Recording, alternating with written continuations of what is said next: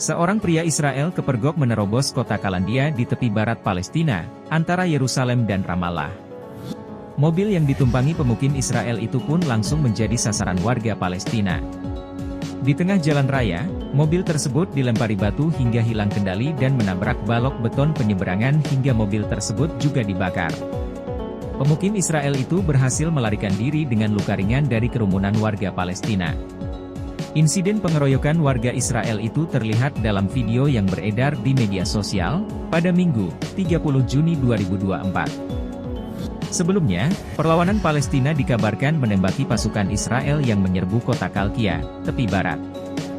Dari rekaman yang dibagikan akun X Mossad Komentari, Sabtu, 22 Juni 2024, terlihat seorang tentara berlumuran darah di bagian kepalanya dan kaca mobil yang ditumpangi pun tampak pecah. Dikutip dari TASS, Brigade Syuhada Al-Aqsa, sayap paramiliter gerakan Fatah Palestina juga ikut ambil bagian dalam bentrokan ini. Seorang tentara Israel ditembak tepat di bagian kepalanya. Tak hanya melayangkan tembakan, mobil yang dikendarai serdadu Zionis itu juga dibakar. Api dengan cepat melalap mobil berwarna silver itu. Seiring dengan adanya insiden tersebut, rupanya, pasukan Israel dikabarkan juga melakukan serangan. Militer Zionis itu menggempur sebuah daerah di utara kamp pengungsi Maghazi di jalur Gaza Tengah.